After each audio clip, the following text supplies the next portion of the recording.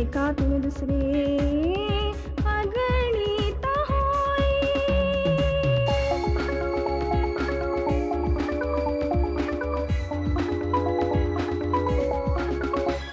अशा काळाचा असा शोध हा, काल उद्याचा आज शोध हा, काल उद्याचा आज शोध हा. शोध शोध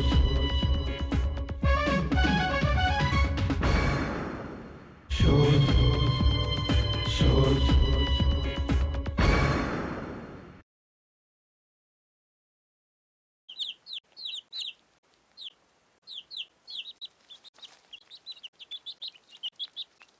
रोहित, हां सर. ही फाईल अपडेट नाही आहे. सर मी एक फ्रेश फाईल तयार केली आहे जी इथनं आपल्याला सतत पुढचे संदर्भ लागतील. आणि हो, मी अशी काही माणसं तयार करतो आहे खबरी म्हणून, ज्याने आपली बरीचशी कामं सोपी होतील. आणि हो नीता, यामध्ये आपण काही बायकांना पण सामील करण्याचा प्रयत्न करतो आहे. ओके. नाही, बरोबर आहे. आपलं रॅकेट जर असेल तर गुन्हा घडण्याचं प्रमाण नक्कीच कमी होऊ शकतं. Right sir. प्रत्येक ठिकाणी पोलीस असतातच असं नाही. त्यामुळे जर नागरिक दक्ष राहिले तर गुन्ह्याचं प्रमाण नक्कीच कमी होईल. अर्थात खबरी नेमण्यापलीकडे आपण नागरिकांमध्ये जागरूकताही निर्माण केली पाहिजे. पण या सगळ्यासाठी आपल्याला वेळ मिळतोच असं नाही. खूप कमी. काय रे सर,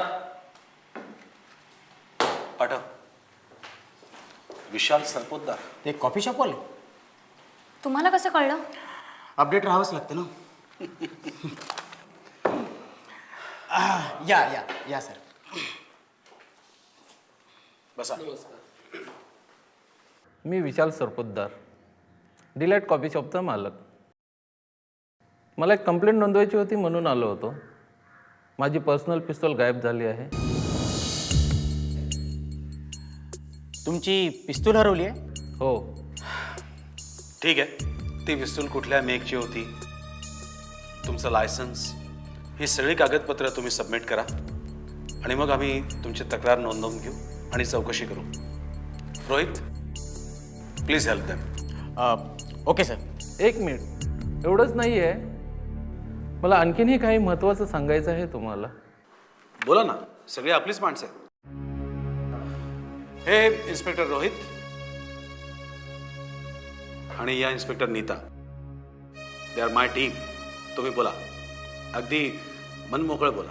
सर, मी विशाल सरपोतदार. मी आज इथल्या श्रीमंतामध्ये गणला जातो. खूप पैसा आहे, हाताखाली खूप सारा स्टाफ आहे, बंगला, गाड्या, सगळं काही आहे. पण 7 वर्षापूर्वी हे काही नव्हतं. मी गुजरातमधल्या एका कंपनीमध्ये असिस्टंट मॅनेजरच्या पोस्टवर नोकरी करीत होतो. गरजेपुरता पैसा मिळत होता. सर्वसामान्याप्रमाणे काही स्वप्नही होती. माझे मालक गिरिराज यांचा माझ्यावर खूप विश्वास होता. एकदा काही कामानिमित्त त्यांनी मला घरी बोलवलं आणि तेव्हाच माझी ओळख त्यांच्या बायकोशी झाली, समिधा. ती त्यांची दुसरी बायको होती. वयाने खूप लहान. आमची मैत्री वाढली. हळूहळू मैत्रीचं रूपांतर प्रेमात झालं. आणि आता याचा काय परिणाम होणार या विचाराने घाबरलेल्या मला समिधाने हिंमत दिली. 50% वाटा होता तिचा गिरिराजच्या प्रॉपर्टीमध्ये. त्यामुळे मला आयुष्यभर पुरेल एवढा पैसा तिच्या अकाउंटला जमा होता. मग आमचं प्लॅनिंग चालू झालं. आम्हाला कोणाच्याही न कळत तिकडून निष्ठायचं होतं. मी समिधाला घेऊन एके दिवशी पळालो. गिरिराजच्या डोळ्यात धूळ फेकण्यासाठी अगोदर आम्ही दिल्लीला गेलो. अकाउंटमधून सगळे पैसे काढले आणि केरळला आलो आणि मग तिकडून इकडे आलो. म्हणजे गिरिराज आमचा शोध जास्तीत जास्त दिल्लीला घेईल, फार तर केरळला येईल अशी आशा होती. पण नाही. आज 7 वर्षांनंतर मागच्या आठवड्यामध्ये त्यांनी समिधाला फोन केला होता आणि तोही इथूनच. याचा अर्थ त्याला आमचा पत्ता कळला आहे. ही समिधा कोण आणि ती कुठे आहे? ही काय, हीच माझी पत्नी समिधा. शोध समिधा कोण आणि ती कुठे आहे? ही काय? हीच माझी पत्नी समिधा.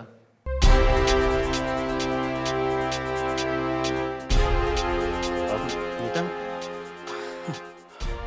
तुम्ही समिधा? हो.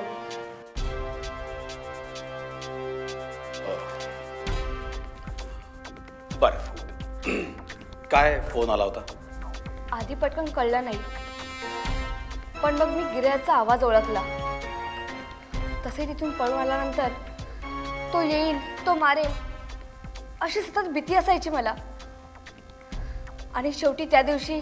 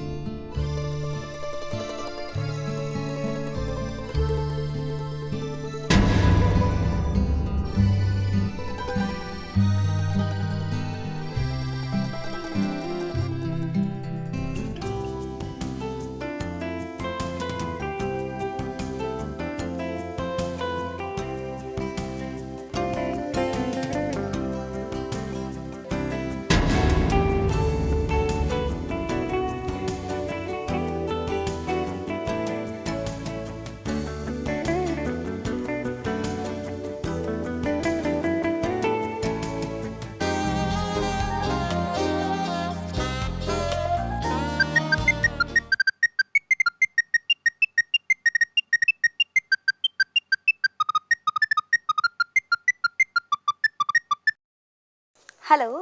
हॅलो कोण? डार्लिंग, नवऱ्याचा आवाजही विसरलीस का? कोण कोण बोलते? खरंच 7 वर्षानंतर हा माणूस आपल्यापर्यंत येऊ शकतो याचं तुला आश्चर्य वाटत असेल ना? नाही, कोण बोलते? डार्लिंग, तू दुसऱ्याचा हात धरून पळून गेलीस म्हणून मी तुला विसरेल असं तुला कसं वाटलं?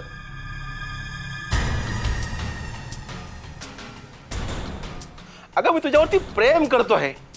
I still love you darling. Shut up, shut up, shut up.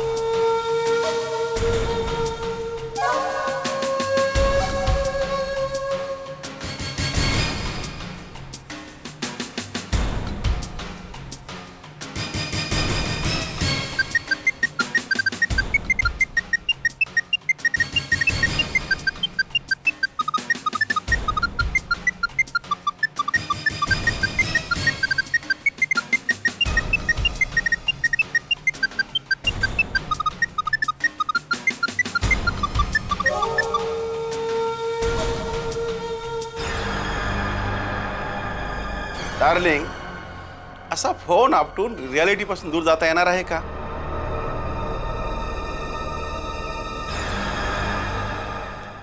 आणि अशा फेऱ्या मारून कोणताही प्रॉब्लेम सॉल्व्ह होत नाही.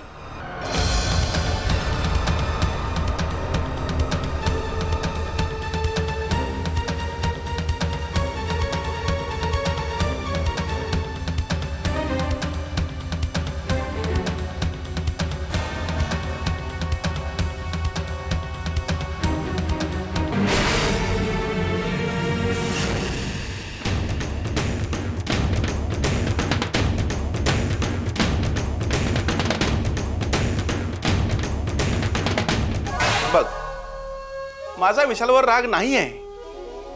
अगं तो परका होता, पण तू तू असं करावंस? काय कमी होतं तुला माझ्या घरात?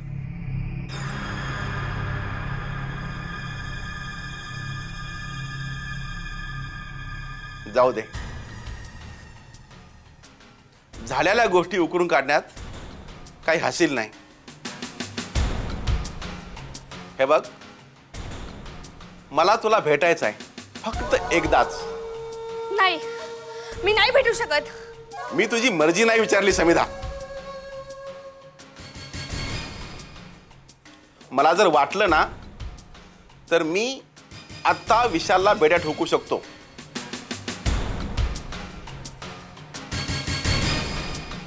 कारण मी तुला घटस्फोट दिलेला नाही.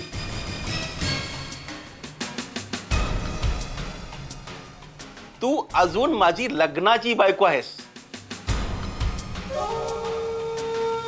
माझ्या बायकोला फूस लावून पळवून नेऊन 7 वर्ष स्वतःची बायको म्हणून फिरणारा इसम कायद्यानं गुन्हेगारच आहे.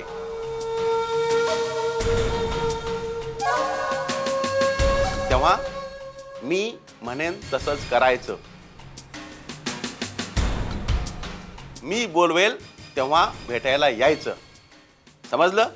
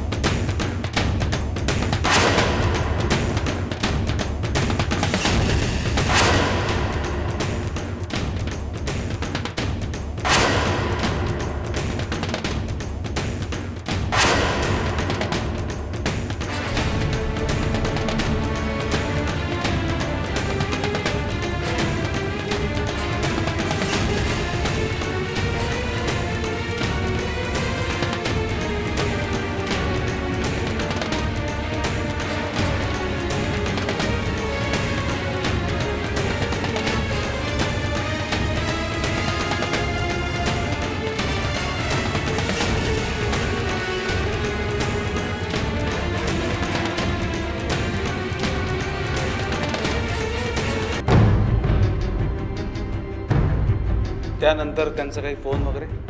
नाही, अजून तरी नाही. बरं, त्यांचा काही फोटो वगैरे आहे किंवा त्यांनी कुठून फोन केला असा काही उल्लेख? नाही. सर, आत्ता यांनी जे संभाषण सांगितलं त्यात फोनवर यांना तो असं म्हणाला की फेऱ्यावरून प्रॉब्लेम सॉल्व्ह होत नाही. याचा अर्थ तो यांच्या आसपासच कुठेतरी आहे.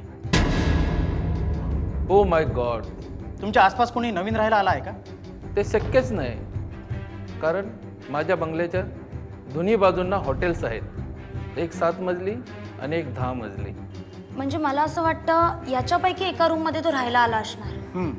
ज्याची खिडकी तुमच्या बंगल्याच्या त्या भागासमोर उघडत असेल तिथं त्याला तुमच्या सगळ्या हालचाली दिसतात. मग तुम्ही त्यांना अटक करा. मिस्टर विशाल, कायदा त्यांच्या बाजूने आहे आणि चूक तुमची आहे हे त्यांना माहिती आहे. त्यांना जर अटक केली तर नुकसान तुमचं होणार आहे, हे लक्षात घ्या. त्यामुळे मी तुम्हाला रिक्वेस्ट करतो की हा जो काही तुमचा प्रॉब्लेम आहे हा तुम्ही पर्सनल लेवलवर सोडवलात तर फार बरं होईल. आणि तुमची जी पिस्तूल हरवली आहे त्याची तक्रार आम्ही नोंदवून घेऊ आणि त्याची आम्ही चौकशी करून लवकरात लवकर ती शोधून काढू. Don't worry about it. ठीक आहे, मी एखादा वकील काढतो आणि यातून काय उपाय असेल तर बघतो. थँक्यू तुमच्या सल्ल्याबद्दल आणि सहकार्याबद्दल. बरं आहे, या तुम्ही. थँक्यू.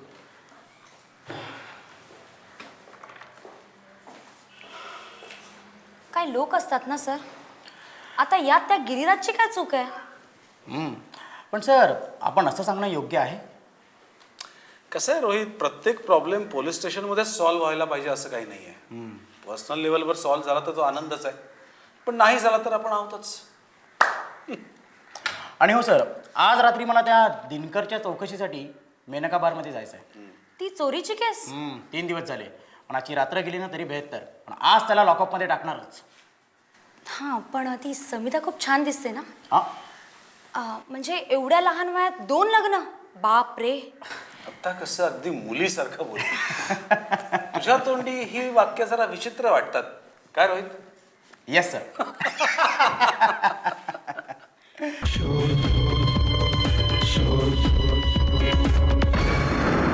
सो दिनकरराव, तुमच्या मागे अख्खी रात्र गेली. हा, वाचवा, मला वाचवा, प्लीज हेल्प मी. मी खून नाही केलं, खरं सांगते. माझ्यावर विश्वास ठेवा.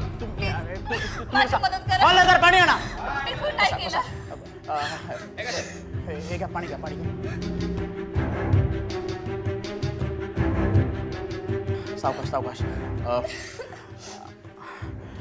शांतपणे. आता मला नीट सांगा काय झालं.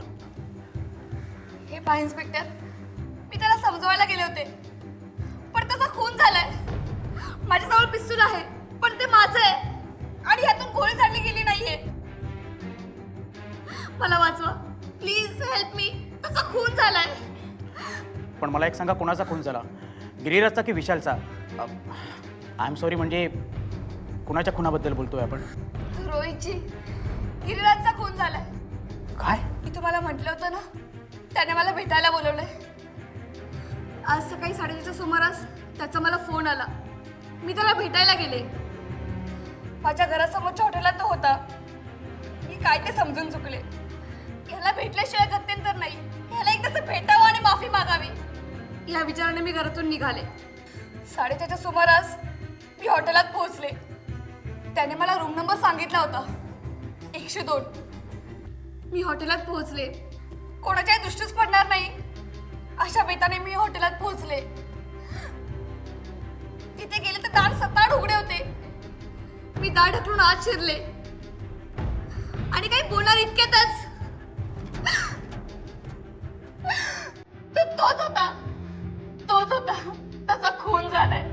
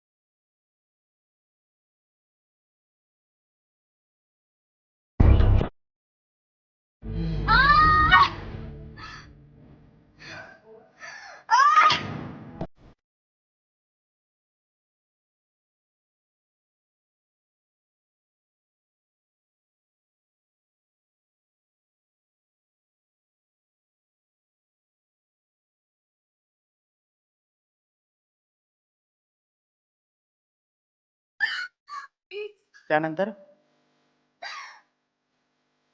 मला काही कळलंच नाही आणि मी तडकच इकडे आले.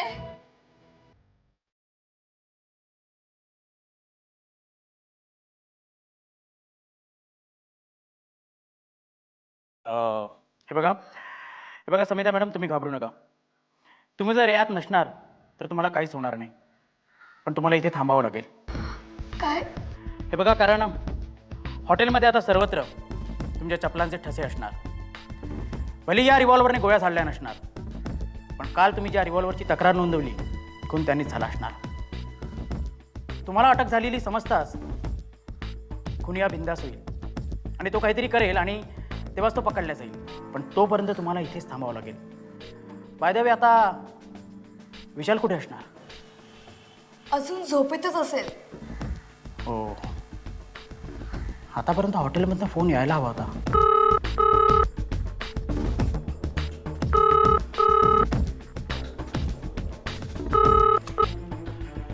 हॅलो सर, रोहित बोलतोय. सर, काल ज्या समिता सरपोतदार आल्या होत्या ना, हां, गिरीराजचा खून झालाय.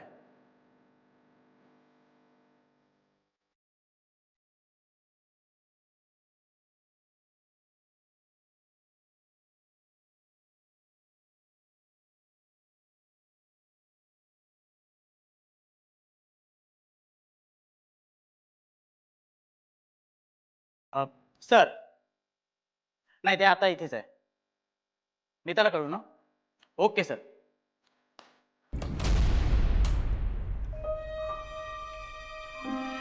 हॅलो नीता.